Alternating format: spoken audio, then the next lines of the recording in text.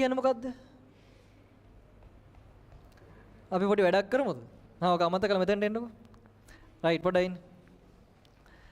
ඔයාලා ඇත්තටම බෙදනවා කියන එක දන්නේ නැහනේ. බෙදනවා කියන එක ඇත්තම කතාව මේක. හරිද? බෙදනවා කියලා කියන එක ගණිතයේ අර්ථයක් කියන මෙන්න මෙහෙම. දැන් හිතන්න. දැන් 20 බෙදීම 4. උත්තරේ කීයද? 5යි. ඔයාලා ඒක ගත්තේ කොහොමද? ඈ? 24න් බෙදලා ගත්තේ. 5යි කියලා හිතුවේ කොහොමද? මෙන්න මෙහෙමයි ගන්නෙ. 20ට 24න් බෙද්දාම උත්තරේ 5 වෙන්නේ කොහොමද දන්නවද? 20න් 4ක් අඩු කරනවා.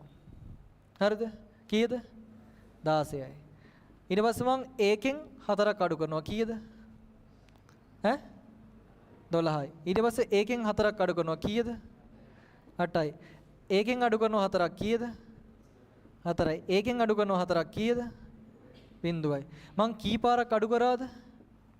5 පාරක්. ඒ නිසා තමයි උත්තරේ 5 වුනේ. තේරෙනවද? බෙදනවා කියන එක ඕක. තේරෙනවද? බෙදනවා කියන්නේ ඕකට. දැන් ඒ කියන්නේ හිතන්නකෝ දැන් 100 10න් බෙද්දාම උත්තරේ 10 වෙන්නේ 100 10න් අඩු කර එනකොට 10 පාරක් අඩු කරද්දි 100 නැති වෙලා යනවා. ඒ නිසා තමයි උත්තරේ 100 උනේ. තේරුණාද? එහෙනම් මම ඔයාලට කියනවා 4 හරිද? බිඳුවෙන් බෙදන්න කියලා. හරිද? පොඩ්ඩක් ඉන්න දැන්. හරිද? 4 බිඳුවෙන් බෙදන්න කියලා කියනවනේ. එතකොට 4 බිඳුවෙන් බෙදනවා නම් 4ෙන් අඩු කරනවා කීයක්ද? බිඳුවක්. උත්තරේ කීයද? ඈ? 4යි. ඊට පස්සේ ආයෙත් 4ෙන් අඩු කරනවා බිඳුව. කීයද? 4යි. ආයෙත් 4ෙන් අඩු කරන බිඳුවක් කීයද? 4යි. ආයෙත් අඩු කරලා බලමු අඩු වේද කියලා. කීයද? ආයෙත් අඩු කරලා බලමු. දැන් කවද වෙනකන් ඔයා මේක කරන්නද? මැරෙනකන් කරන්න ඕන. ළමයි ඇයි එහෙම වෙන්නේ? ඕක අර්ථ දැක්වෙන්නේ නැහැ. තේරුණාද?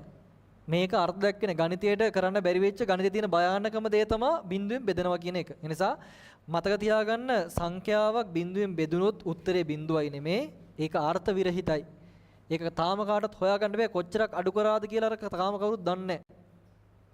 තේරෙනවද කතාව? ඒ කියන්නේ බෙදීම කියන සංකල්පෙන්නේ ඔතනින්. එතකොට අපිට කියන්න බෑ සංඛ්‍යාවක් බිඳුවෙන් බෙදුවම උත්තරේ බිඳුවයි කියලා කියන්න බෑ. ඒකට අපි දෙන උත්තරේ තමයි ළමයි අර්ථ විරහිතයි. අර්ථ නැහැ කියලා කියන්නේ. දැන් කොහේදී හරි දැක්කොත් සංඛ්‍යාවක් බිඳුවෙන් බෙදලා උත්තරේ මොකද්ද? අර්ථ නැහැ. හැබැයි බිඳුවකින් බෙද්දොත් බිඳුවකින් බෙද්දොත් ඒක බිඳුවයි. තේරෙනවද? බිඳුවකින් බෙද්දාට පස්සේ ඒක බිඳුවයි. හරි? ඒක ප්‍රශ්නයක් නැහැ.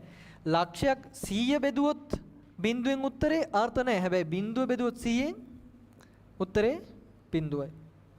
තේරුණාද? රයිට්. එහෙනම් මතක තියාගන්න සංඛ්‍යාවක් බිඳුවෙන් බෙදීම අර්ථ දැක්වෙන්නේ නැහැ ගණිතය. හොඳේ? රයිට්.